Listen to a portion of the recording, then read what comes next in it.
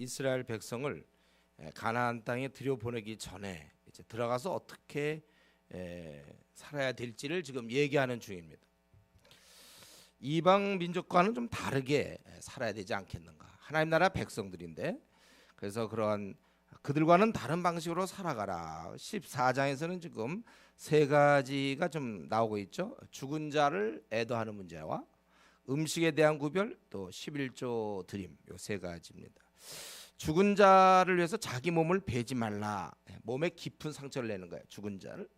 또 눈썹 사이 이마에 털을 밀지 말라. 2절에 보면 하나님의 백성, 너희들은 하나님의 성민, 너를 택해 자신의 기업의 백성으로 그분이 삼으셨기 때문에 내 몸을 막 함부로 다루지 말라 그거예요.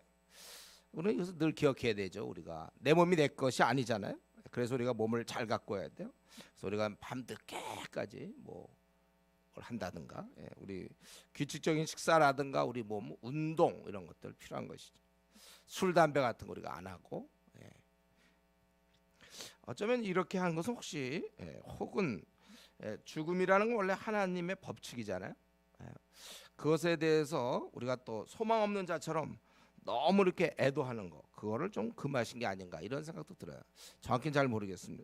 그리고 이제 음식도 그냥 아무나 먹으면 좋겠는데 너희들은 하나님 나라 백성이기 때문에 그 먹을 만한 것이 있고 먹지 못할 게 있어요. 우리 레위기 11장에서 우리 살펴봤어요. 레위기 할 때 여러분 살펴봤죠? 11장 1절부터 19절까지 말씀의 반복인데 먹을 만한 것은 소, 양, 염소, 사슴, 뭐 노루 뭐 이런 쭉 나와요. 그리고 이제 6절에 보면 조건이 있는데 굽이 갈라지고 색임질하는 것은 너희가 먹을 수 있는데 그 중에 하나는 되고 하나 안 되는 거, 그거 안 되는 거다 그것이죠. 예를 들면 색임질은 되는데 굽이 갈라지지 않은 거, 낙타, 토끼, 사반. 근데 원래 토끼는 원래는 색임질하지 않습니다. 근데 그 모습이 반나 우물우물하는 모습 때문에 이것이 이제 색임질의 범위에 들어가는 거예요. 그러니까 자유주의자들은 이제 성경에 봐라 틀리지 않았느냐. 요구절 가지고 특별히 그 레위기 11장 거기 나오는 거 가지고 또 오늘 본문에 나오는 것처럼 토끼가 여기 들어간다고. 근데 하나님께서 그렇게 우물우물한 모양을 그 색임질의 범위에 넣으시면 넣은 것이지. 그래 가지고 이제 틀렸다 이렇게 얘기하면 안 되겠죠. 또 굽이 굽은 갈라져 있어요. 근데 색임질은 못해요. 돼지가 그래, 돼지가. 그래서 원래 구약 시대에는 삼겹살 안 되는 거예요. 원래 안 되는 거예요. 혹시 그 지금은 잘 먹지만은 구약 시대는 그건 안 되는 거예요. 또 우리 물고기 중에 먹을 만한 것이 있는데 지느러미와 비늘이 있는 거, 이거. 굴비 같은 거, 명태, 참치, 우럭, 연어. 근데 많이 모르겠더라고요. 이거 막 적어내려고 했는데 잘 많이 모르겠어요. 뭐 먹어본 게 별로 없어서. 근데 먹지 못할 게 있어요. 지느러미와 비늘이 없는 것, 뱀장어라든가 미꾸라지 같은 거, 추어탕 이런 거 좀, 갈치, 요계열 이런 것들은 지느러미와 이제 비늘이 없는 것, 둘 중에 뭐 하나도 없어도 안 되는 거고. 근데 대부분 이런 것들이 별로 몸에 좋지가 않아요. 뭐 뱀장어라든가 이런 건 다 바다속 깊은 데 밑에 들어가서 오염된 거 먹고 막 이러거든. 그다음에 새에 대해서는 새 보면 이제 정한 새와 먹지 못할 것이 있는데 아마 이거는 이런 그 뭐 만약 동물들 짐승 같으면 굽이 갈라졌는지 색임질한지 금방 알 수 있는데 새들 휙 날아다니니까 이거 좀 약간 뭘 정하기가 좀 어려웠던 것 같아요. 그래서 아예 먹지 못할 거 독수리, 솔개, 물수리, 매, 또 이런 매 종류들, 까마귀 이거 안 돼. 타조, 다흐마스 이게 올빼미류의 부엉이에요. 부엉이.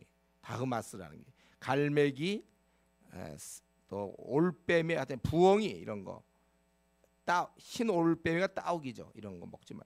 당아, 여러분들 안 먹죠 이런 거. 뭐 별로 신경 안 써도 되겠는데. 또 오릉이라는 건 물수리예요. 노자라는 것은 가마우찌라는 건데 큰 물새입니다. 또 황새종류, 또 뭐 대승, 뭐 푸르티라는데 우리가 잘 모르겠어요. 날기도 하면서 기어다니는 거, 이런 것들 아주 박쥐 같은 거 있잖아요. 그런 것들은 박쥐, 또 날기도 하고 기어다니는 거, 이런 것들은 다 안 된다. 근데 사실 이 모든 거는 하나님이 지으신 거잖아요. 모든 것이 다 정한 거지 사실은. 근데 왜 이런 규정을 만드시는가? 제 생각에는 결국 이것은 하나님께서 우리에게 거룩과 부정, 거룩한 것과 속된 것을 교육시켜야 되는데 결국 이런 걸 통해서 거룩, 이것은 속된 거 항상 이렇게 구분함으로 이제 바로 우리를 이제 훈련시키는 것이죠. 그리고 어딜 가나 유대는 모든 이방 족속은 아무나 다 먹지만 이들은 그걸 먹질 않아요. 그래서 유대인을 구별시키고 특별히 포로 시대 이거 굉장히 중요한 민족 정체성을 갖게 되는 거예요. 그들 민족의 독특성을 유지시킵니다. 이방 족속과 섞이지 않아. 벌써 먹는 데서 딱 구별이 되니까. 원래 우리 같은 경우에 술 안 먹는 거 보면 벌써 교회 다니는 사람, 안 다니는 사람 이렇게 딱 구분되잖아요. 요즘은 이제 교회 다니는 사람이 좀 술 먹어서 이제 문제지만.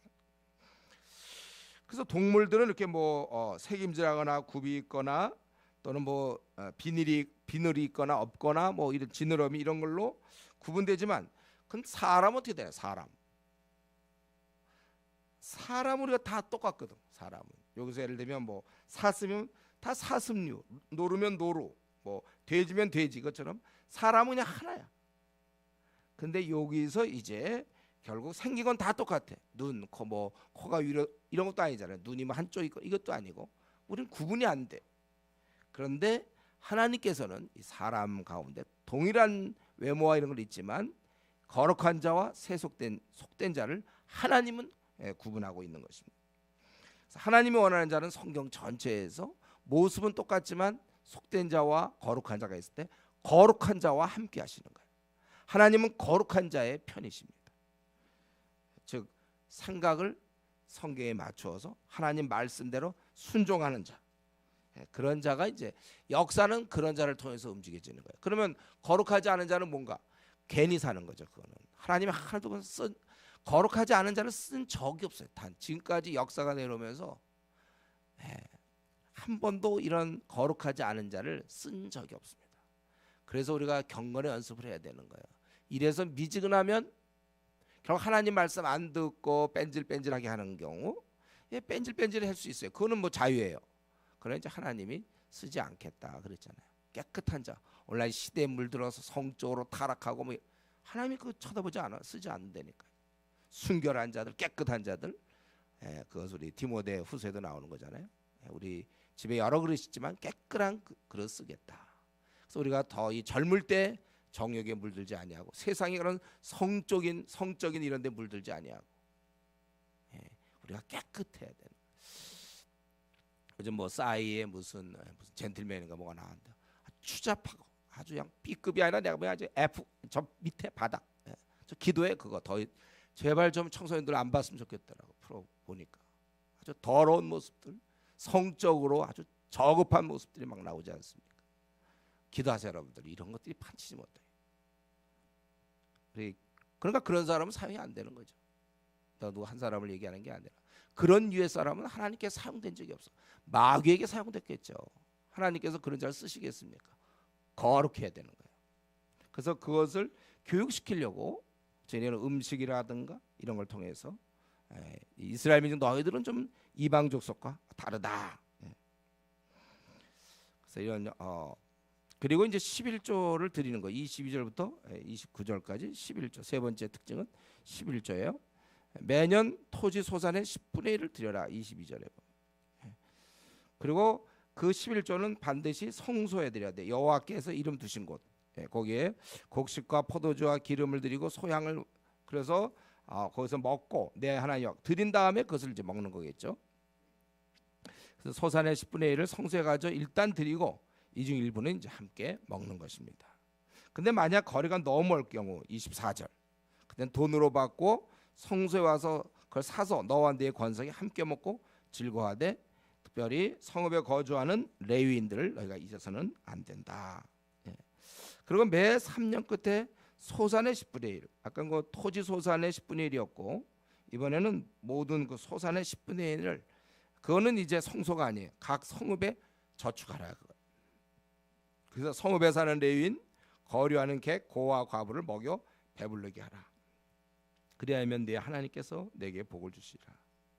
그러니까 매년 10분의 1은 이제 매년 우리가 10분의 1 그거는 레위인들한테 주는 거고, 또 3년 끝에 10분의 1은 레위인에다가 그다음에 객과 고와 과부 이렇게 주라 그거예요. 그러니까 구약 시대 때는 아예 제도적으로 어려운 자를 돕도록 되어 있어요. 제도적으로. 구제는 원래 즉흥적으로 하는 것이 아닙니다. 지속적인 어떤 방법을 통해서 우리가 구제를 하게 되는 거예요. 우리도 여러분들 계획을 세우셔야 돼요. 여러분들이 갖고 있는 재정에 어떻게 하든지 구제에, 그럼 내가 누누이 얘기했습니다. 여러분들이 평생 이제 죽을 때까지 우리에게는 이제 어떤 소득이 생길 텐데, 크든지 적든지 간에 하여튼 그 액수는 모르겠지만 반드시 우리가 어려운 사람을 도울 수 있도록, 그렇게 꾸준히 도울 수 있도록 그렇게 계획을 세워야 될 것입니다. 그래서 여기 14장에서는 너희가 하나님을 섬기는 하나님 백성은 좀 달라야 돼. 주위 사람들에 대해서는 이런 정한 것 부정한 것을 통하여 거룩한 백성이 돼야 될 것이고, 그리고 이제 이러한 인자, 이런 이 사람들에게, 어려운 사람들에게 나눠주는 인자함을 드러내야 되는 것입니다. 그러니까 이 하나님 나라 백성이 살아갈 때 저는 이거 참 중요하다고 생각하는데, 여러분들이 직장을 가든 뭐 학교든 어디든지 간에 우리의 그 거룩함, 세속에 물들지 않고 하나님의 법에 물들어 있는, 그래서 말씀대로 쫓아가는 삶, 그 거룩한 삶과, 그리고 가난한 힘든 사람들에게 이제 물론 15장에 구체적으로 나오지만 이렇게 인자함을 베푸는 거, 이걸 여러분이 아예 그런 특징으로 갖고 있으면 좋겠어요. 내가 사는 날 동안 하나님 앞에서 거룩하게, 거룩한 삶을 계속 살아갈 것이고, 그리고 보는 사람들에게 늘 인자를 베풀고, 그리고 오늘 본문은 아니지만 제가 생각할 때 이걸 하나 넣어야 돼. 본인은 즐거워해야 돼. 항상 기뻐하라. 오늘 아침 설교했죠. 항상 우리가 기뻐하는 거.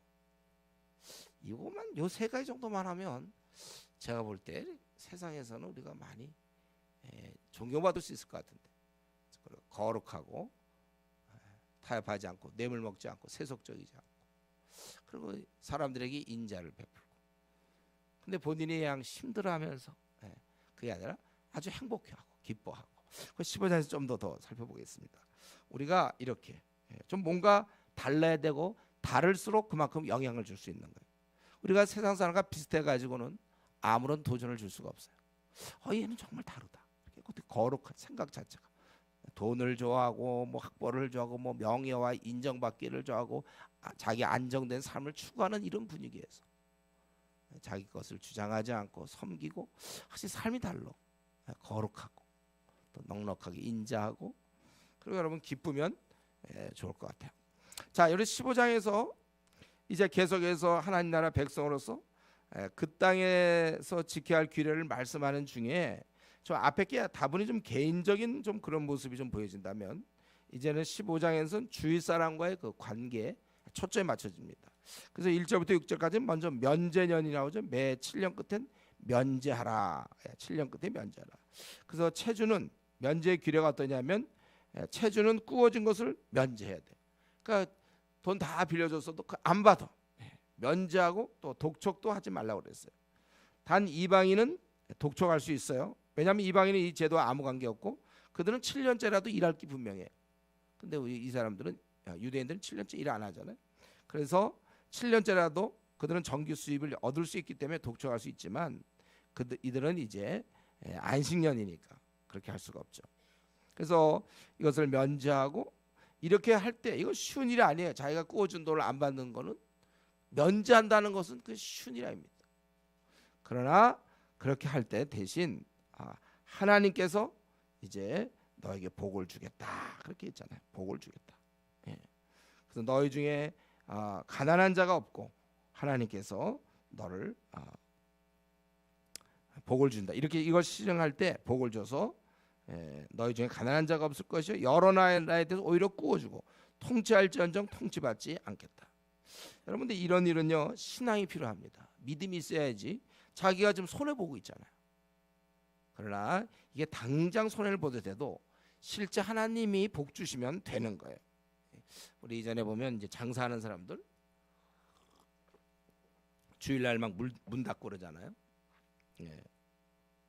또 우리가 사업할 때 뭐 어떤 거래상 자기가 그 이익을 얻으려고 하지만, 그러나 이런 좀 어려운 사람을 위해서 항상 손해 보고, 또 하나님의 그런 말씀에 순종하기 위해서 자기가 어떤 그 손해를 보면 당장은 손해인 것 같지만 하나님이 주시면 되는 겁니다.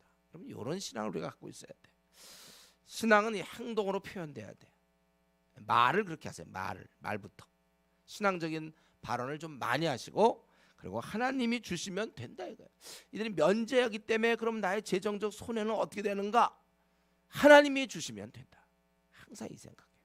여러분이 나그네 길을 갈 동안에 이제 이와 유사한 일들이 많이 벌어질 때, 하나님을 섬기기 위해서든지 아니면 이웃을 섬기기 위해서 우리가 어떤 나름대로 주의 뜻을 따를 때, 이러면 내가 너무 손해 보는데 하나님이 주시면 되는 거예요.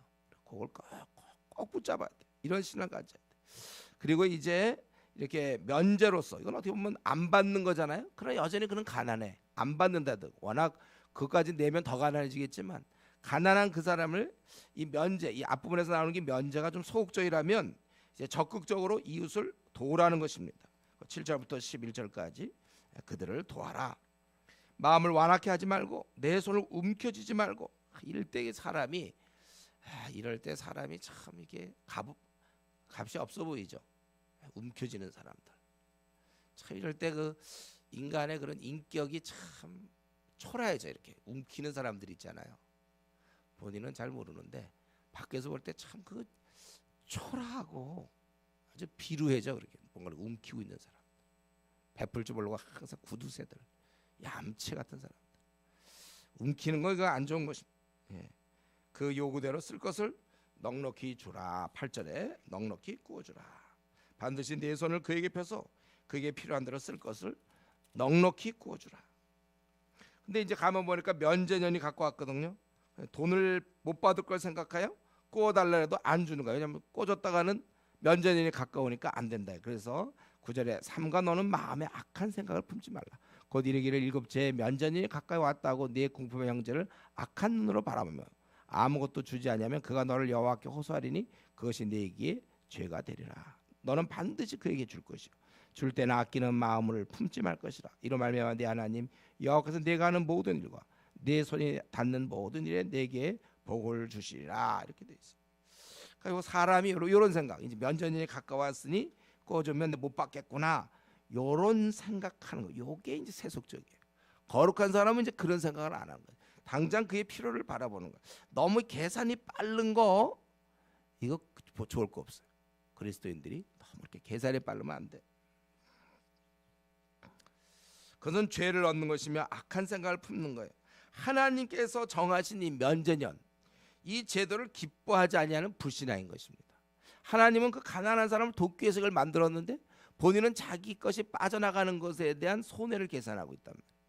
하나님은 그 사람에게 궁유를 베푸시길 원하는데 나를 통하여 나는 궁유를 베푸기를 원치 않아. 그것은 악한 것이다. 그거예요. 반드시 그래서 구제하라 이렇게 돼 10절에. 예.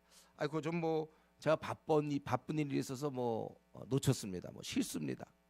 그렇게 얘기 못하게 반드시 그에게 주라 이렇게 써요.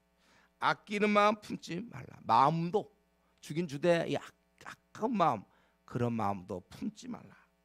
네가 그렇게 될 때 하나님께서 범사에 너에게 이제 모든 일에 복을 주시니 11절. 땅에는 언제든지 가난한 자가 그치지 아니하겠으므로. 그렇죠? 이 땅에는 가난한 자가 계속되고 있어요. 그래서 죄의 형벌이기도 하고 인간의 서로서로에 대한 돌아봄 없음, 있는 자가 나누지 않기 때문에. 그래서 그런 계속됨으로 내가 명령이로 너는 반드시 네 땅 안에서 내 형제 중 곤란한 자와 궁핍한 자에게 내 손을 펼쳐라. 그럼 우리는 무한정 이렇게 베풀어야 됩니까? 그건 아니죠. 그러면 내 땅 안에서 같이 있는 곳에서의 우선 가까이 있는 곳. 신약에서도 먼저 믿는 가정에게 하라고 그랬잖아요.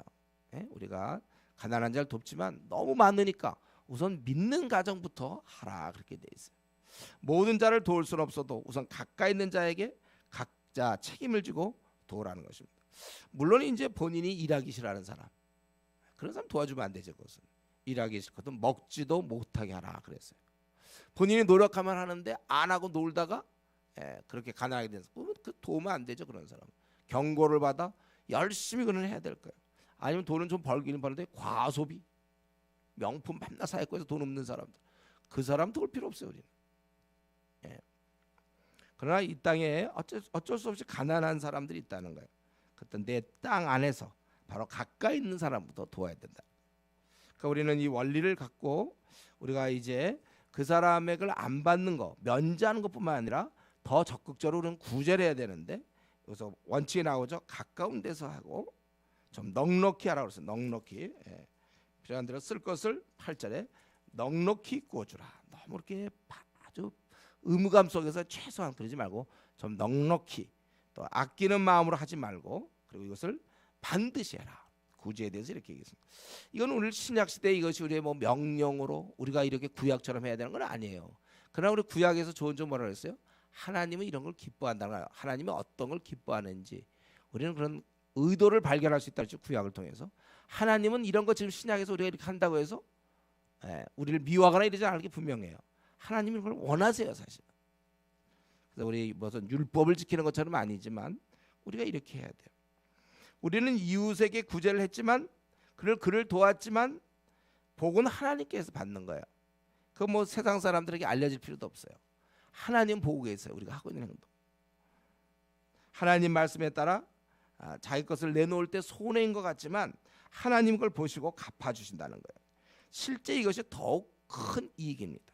그러니까 머리가 있는 사람은 남을 도와줘요. 사실 작은 것 주고 하나님 복 주면 더 크죠. 하나님이 내가 예를 들면 여기다가 뭐 10만 원 도와줬다니까 그러면 10만 원 도와주겠습니까? 하나님이 도우시려면 1000만 원 도우시지. 물론 그걸 너무 우리가 바라보고 그렇게 하면 안 돼요. 이런 자세 하나님은 넉넉하신다. 어떻게 보면 작은 것 주고 큰 것 받는 제도 이게 구제인지도 모르겠어요.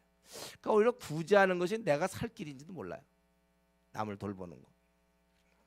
결국 하나님께서 우리에게 복 주시고자 이 구제 제도를 만든 것입니다. 그래서 받는 사람, 가난한 사람은 받아서 도움받죠. 그건 인간끼리 도움 주는 거예요. 그런데 이 베푼 사람은 누가 도움 줍니까? 하나님께서 복을 주시겠다. 이게 성경의 약속이에요. 내가 하는 모든 일과 내 손이 닿는 모든 일을 내게 복을 주시리라.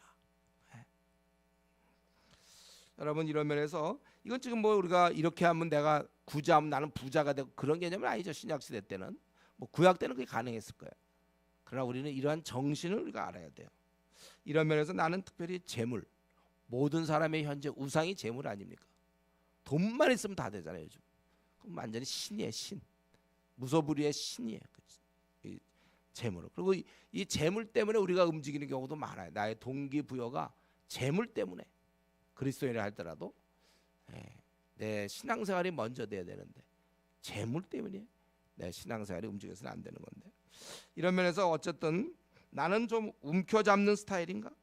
우리 성경에 보면은 그렇게 움켜쥐지 말라고 7절에 그렇게 얘기했는데 나는 좀 어떤 스타일이에요? 많이 베푸는 스타일입니까? 그렇다면 최근 나에게 좀 재정적인 도움받은 사람은 누굽니까? 가족 중에 있습니까? 혹은 가까운 친구 중에 있나요? 이때 우리가 한 가지 조심할 것은 나는 어려우니까 어쩔 수 없다. 더 어려운 사람이 있다는 것이죠. 지금 이거는 꼭 부자한테 도우라는 뜻이 아니에요. 다 누구나 다 부자는 부자대로 사실 또 쓰려면 돈이 모자라. 우리 저 월급 많이 받는 사람들 보세요. 남아 돌아간다는 얘기 하는 사람 별로 없을걸요. 다 나름대로 또 모자란다고 생각해요. 마음이에요. 적으면 적은 대로 우리가 남을 도와야 되는 것입니다. 그렇기 때문에 우리의 사명은 분명히 신약 시대 때 우리는 죽은 영혼 구원하는 게 그건 영원한 것과 일시적은 비교할 수 없으니까 우리는 죽은 영혼 구원하는 것이 우리의 사명입니다. 그러나 우리가 살아가면서 이렇게 돕고 사는 것 이건 굉장히 아름다운 미덕이에요.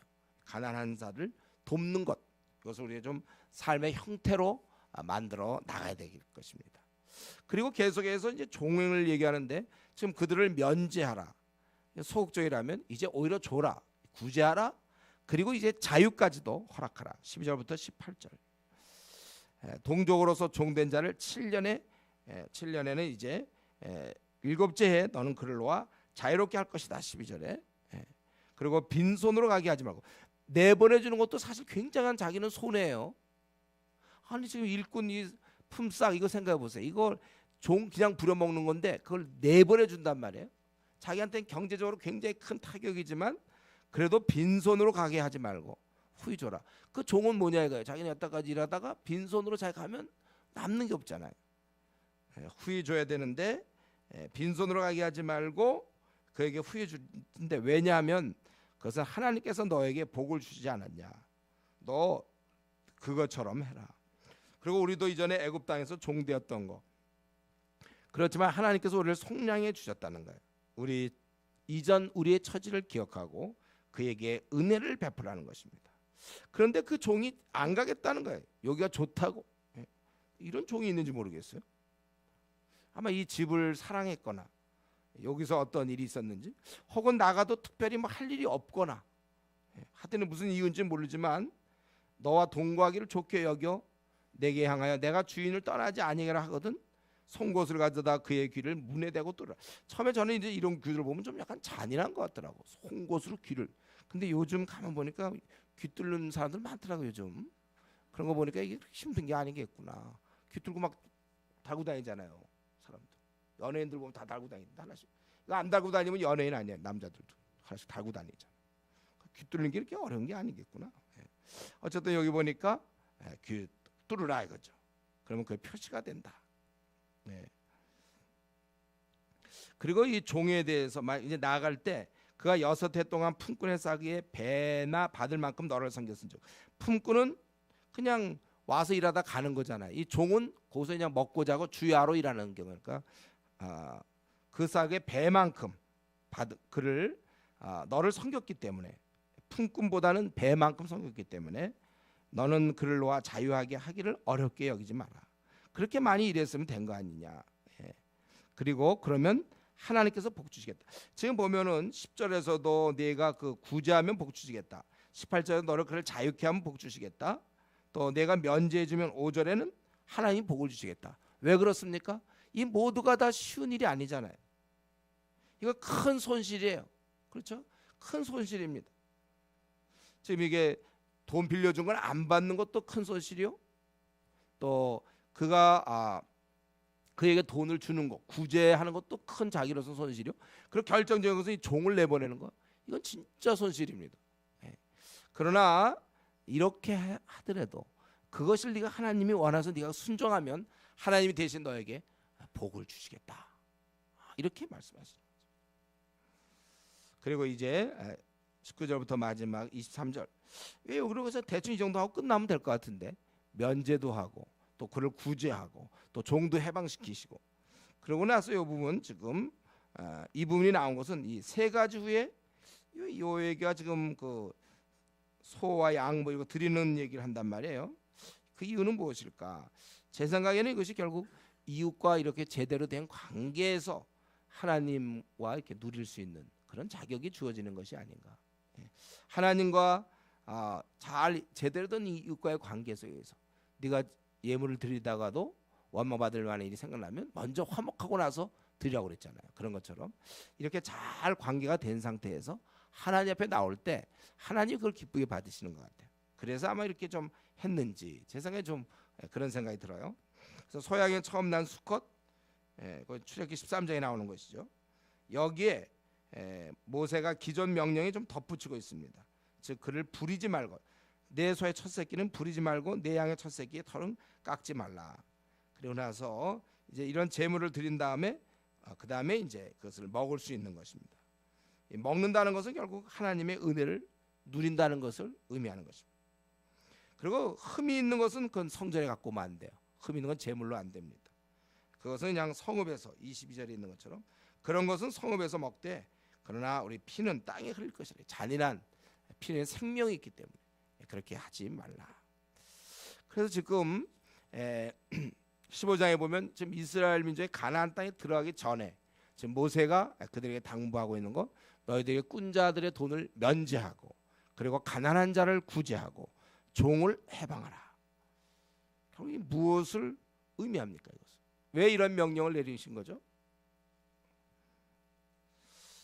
하나님께서는 지금 그들이 이 가나안 땅에 들어가서는 원래 우리가 실낙원이라 고생할 수밖에 없지만 거기서 모두가 행복하기를 원하는 거예요. 이들이 참 행복하기를 원하고, 그리고 사실은 돈을 면제해 준다, 내가 누굴 구제해 준다, 종을 해방시킨다. 근데 결국 자기가 원래부터 갖고 나온 게 아니잖아. 그게 모두가 다 하나님의 것이었습니다. 돈도 그랬고 자기가 주인의 그 지위, 이 모든 것, 부자, 이건 태어나면서부터 원래 우리 것이 아니었어요. 그러니까 그 나라 들어가면 모두가 다 하나님 앞에서 평등해지기를 원하는 것입니다. 다만 우리가 하나님의 은혜로 우리가 부도 누리고 어떤 재물도 갖게 되고 또 주인의 노릇, 지위도 누리는 거예요. 그렇기 때문에 그것을 마치 자기의 고유 권한으로 생각하면 안 되는 것입니다. 없는 자 그리고 종들, 속박된 자도 다 사실은 하나님 앞에서 평등하고 함께 누릴 권리가 있는 형제인 것을 기억해야 돼요. 이들은 더불어 살아야 되는 것입니다. 우리가 할 수 있는 한 그들도 누릴 수 있도록 도와줘야 돼요. 여러분 이 철학을 여러분 갖고 있어야 돼요. 항상 여러분들이. 우리가 지금도 마찬가지죠. 지금 이 땅에서는 세상 사람들은 다 이 누릴 것만 생각해. 자기가 어떻게 하면 잘 누릴 것. 이 나눌 것에 대해서 생각을 잘 못해요. 세상 사람들은 이 누림에 대해서는 골몰하지만 나눔에 대해서는 관심이 없어요. 구두쇠죠. 그러니까 욕심쟁이고 그래서 가족 간에 싸우는 거, 형제의 난이 벌어지는 게 다 그겁니다. 세상은 그렇지만 우리 하나님 나라의 백성, 오늘 이 교훈을 통해서 하나님은 항상 이런 나눔에 대해서 관심이 많아요. 우리가 너무 쥐고 있어서는 안 되겠어요. 움켜쥐지 말라고 그랬죠.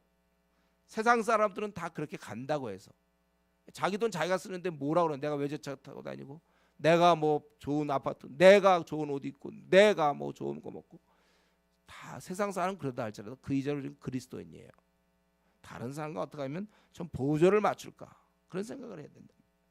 우리 하나님 나라 백성은 이 나눔에 대해서 더욱 신경 쓰는 사람이 돼야 됩니다. 심각하게 생각해야 돼요, 여러분.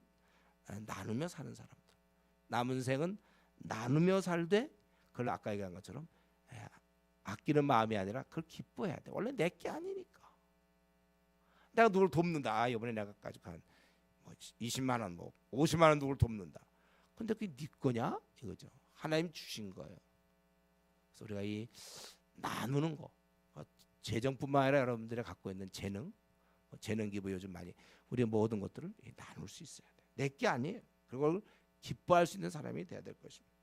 우리 여기서 오늘 본문에서 하나님의 입장은 굉장히 분명하죠. 부모라면 자식들이 다 잘 살기를 원하지, 누군 잘 살고 누군 못 살기 원치 않아요. 그리고 못 사는 경우 형제가 그를 좀 도와주기를 원해요. 다 잘 살 수 있기를 바랍니다. 근데 이 땅에는 언제나 이렇게 가난한 자가 그치지 않아요. 죄성 때문에, 그의 게으름이든지 아니면 어떻든 하여튼 가난한 자가 있어요. 인간의 죄성 때문에 그렇죠. 욕심들 서로 부르다 보면 그런 사람들이 있단 말이에요. 그럴 때 우리 하나님 나라 백성은 이전에 우리가 하나님 앞에서 가난하고 속박받은 그런 자임을 알고 남에게 은혜를 베푸는 거예요. 종을 내보내. 이런 법은 원래 없거든. 노예제도고 뭐 다 필요 없어요. 내보내니까. 하나님께서는 바로 이런 걸 원하시는 것입니다. 하나님 나라는 이런 나라예요. 모두가 자유를 누리고 부유함을 즐길 수 있는 공평한 그러한 것입니다. 과연 근데 이런 제도가 가능하겠습니까? 오늘날에 다 돌려주는, 자기의 재산을 포기하고 노예를 놔줘야 되고 빛을 탕감하는, 그것이 이 땅에서 이루어지면 안 돼요, 여러분. 그래서 이 땅에서 자꾸 해방을 얘기하고 이 땅에서 데모해가지고 뭘 제도를 만들, 그건 있을 수가 없어요. 가난한 자는 있기 마련이에요. 우리는 오직 그것은 하나님 나라 백성 안에서, 우리 교회 안에서만 가능한 것입니다. 이런 사랑과 평등 정신, 함께 하려는 그러한 정신이 우리 교회 내에서만 가능한 것입니다. 어쨌든 간에 오늘 본문, 이 사람들을 면제해주고, 갚을 능력이 없는 사람들을 면제해주고, 또 그들을 갖다가 구제하고, 이런 안식년 제도를 통해서 하나님은 자신의 의도를 드러내시는데, 그것은 뭡니까? 그 힘없는 자들도 숨을 좀 돌리고 원래대로 돌아가는 거예요. 무거운 짐을 벗고 자유와 해방을 맛보는 것입니다. 그래서 그들은 돈도 한 푼도 없지만 나갈 때 이제 넉넉히 주라고 그랬으니까 그 돈을 가지고 다시 뭔가를 할 수 있는 것이죠. 또 그들은 자유를 얻는 거예요. 그래서 살 소망이 있어요. 원래 가난했고 종이었으면 살 소망이 없어요. 하나님 나라에서도 가나안 땅에서, 하나님의 축복한 땅에서 그들이 종살이하면 그게 무슨 가나안 땅입니까? 그것이 무슨 하나님이 무슨 그것이 하나님 축복이에요. 아니 어차피 뭐 종노릇 할 거 무슨 애굽에서 하든지 광야에서 하든지 그게 가나안 땅에 들어갈 낙이 없잖아요. 종이 들어가서. 그들에게도 역시 산 소망이 있어야 돼요. 그들도 자유와 해방을 맛봐야 되는 것입니다. 이것이 원래 하나님의 원하심이에요. 비록 우리가 이 땅에 신락원에서 살고 있지만 인생을 하나님이 불쌍히 여기신단 말이에요. 종노릇하는 거 하나님 원치 않아요. 그들이 자유를 잃어버리고 사는 거 원치 않아요. 비참하게 소망 없이 사는 것을 원치 않습니다. 그래서 그들에게 기다릴 수 있도록 7년째는 풀려나간다. 이걸 아주 소망. 우리 하나님께서는 그분 안에서 모든 것이 다 원점으로 돌아가는 거예요. 참으로 해방을 누리는 것, 이것이 공식입니다.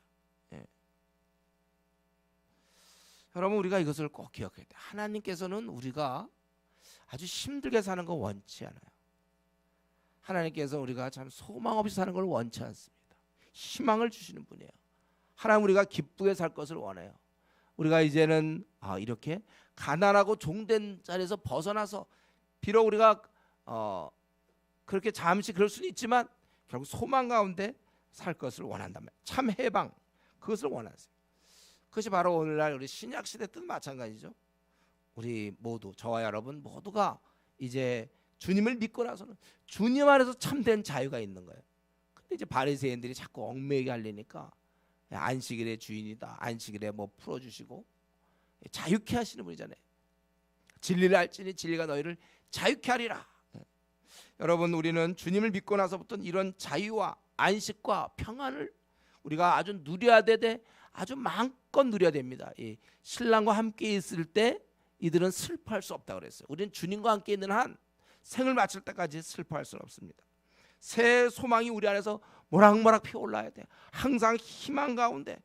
우리는 돈이 없어도 또 우리는 지위가 없어도 또 일마다 다 막히고 사방에 우겨쌈을 당해도 우리 안에는 소망이 막 샘솟듯 밀려 나와야 되는 것입니다.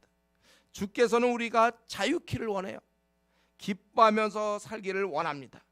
그래서 우리 보고 미지근하지 말라고 하는 것도 결국은 기쁨과 자유를 누리라고요. 여러분 신앙 미지근할 때 기쁨이 있었습니까? 그때 무슨 자유가 있었고 참 해방이 있었고 무슨 소망이 있었습니까? 오늘날 미지근한 성도를 보세요. 무슨 거기에 보람 있고 만족이 있고 희망이 있습니까? 축 처져 있는 거예요. 미지근은 처지는 거예요. 아무 희망이 없어요. 하루하루 그냥 사는 게 미지근한 자입니다. 그래서 어쩌면 우리로 하여금 하나님을 경외하라고 그러고 경건생활하라는 것은 주님께 가까이 오면 올수록 그 안에 풍성한 행복이 있기 때문에, 기쁨이 넘쳐나기 때문에, 거기에는 희망이 있기 때문에, 살 재미가 있기 때문에 주님 안에 오는 거예요. 여러분 우리는 주님께 가까이 가면 갈수록 어떤 사람은 매일까봐 난 지금 주님 못 믿겠어, 매일까봐 그게 아니라 주님께 가면 갈수록 거기에 참 자유가 있는 것입니다. 거기에 희망이 있어요. 만족이 있고 즐거움이 있고 보람이 있고 해방이 있는 것입니다. 이걸 누려야 되는 거예요. 저와 여러분이 이거 누려야 되는 거예요. 지금 이거가 제일 중요해요. 평안, 아주 소망. 자, 그러니까 20대 초 때부터 지금까지 누리는 거 아니에요. 여러분도 마찬가지 지금까지 이걸 누려야 되는 거예요. 주님도 하나님께서 그래서 이 가나안 족속을 가나안 땅의 이스라엘 민족을 집어넣으면서 그 안에서 종이 있어서는 안 돼. 일시적으로 종은 있지만 풀려 나와야 돼. 거기서 가난해서 먹고 살기 힘들어서 소망을 잃으면 안 돼요. 종이 돼서 매여 있으면 안 돼요. 다 풀어야 되는 겁니다. 이런 7년에 한 번씩 이런 제도를, 또 그렇지 않아도 평소에 그들을 구제하고, 이거는 어느 나라도 할 수 없는 거예요. 하나님 나라 안에서만 있는 겁니다. 우리 하나님의 백성들이 정말 기쁘게 살길 원해요. 그래서 항상 기뻐하라고 얘기하는 거예요. 상황은 지금 엉망 아닙니까? 우리에게 주어지는 상황은 이 악하고 죄 많고 사기치고 미워하고 분노하고 소외당하고 따시키고 가난하고 우리 앞길이 꽉꽉 막히고, 상황은 이렇지만 이 안에서 참된 자유를 누려라. 하나님 이걸 원하시는 거예요. 지금 하나님이 여러분에게 원하시는 건 뭐 돈이 많거나 여러분이 사회적으로 이게 아니라 진리 안에서 참 자유를 누리시기를 원해요. 그렇기 때문에 우리는 날로 날로 새로워야 되고 기쁨이 넘쳐나야 돼. 비록 절망의 벽이 내 앞에 가로막혀 있다 할지라도 뛰어넘을 것을 믿고 우리는 기쁨으로 살아가야 되는 거예요. 평안하게 살아야 되는 것입니다. 이걸 누리라는 거예요. 오늘 이 말씀도 너희들 들어가서 한 명이라도 그렇게 못 누린 사람 없도록 지금 제도를 만드는 것입니다.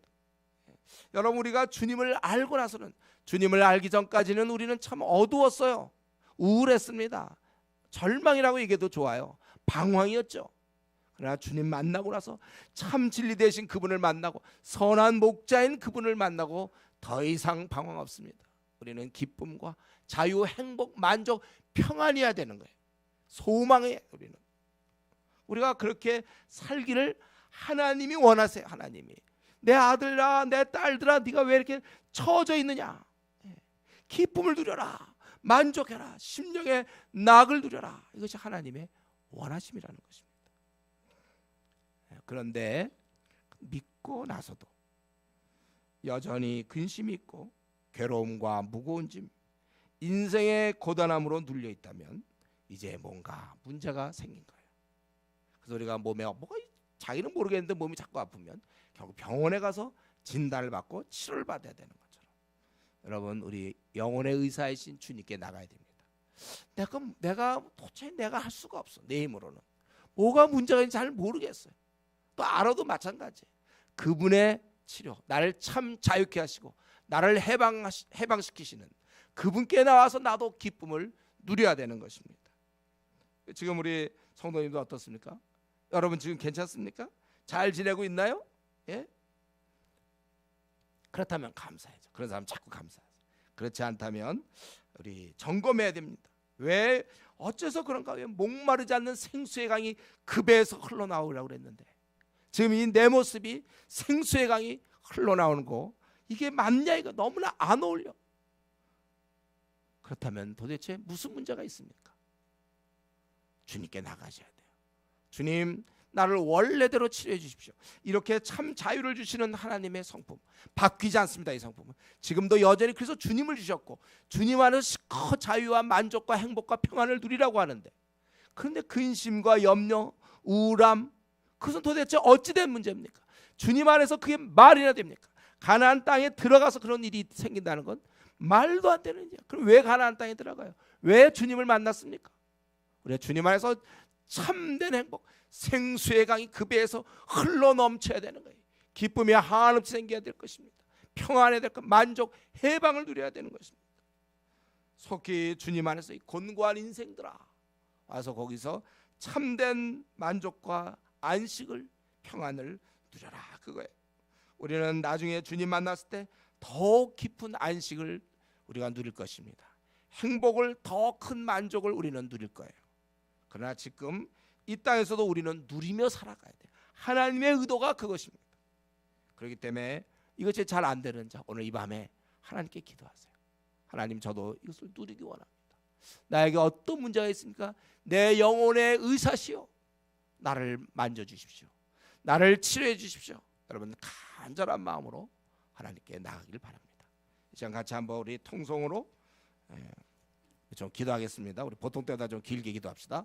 우리 정말 이렇게 하나님은 우리에게 참된 자유를 주시고 가난과 또 이런 종됨에서 벗어나게 하시려고 하시는 하나님, 하나님의 의도는 너무 명확해요. 하나님의 자녀들은 축복받았고 평안을 누리고 만족과 행복을 누려야 되는데 나는 지금 어떠한가? 내 자신을 들여다보면서 영혼의 의사인 그분께 나가고 내 삶이 정말 즐겁고 하루하루가 만족스러울 수 있도록 하나님 나를 붙잡아 주십시오. 이 시간 같이 한번 통성으로 기도하겠습니다.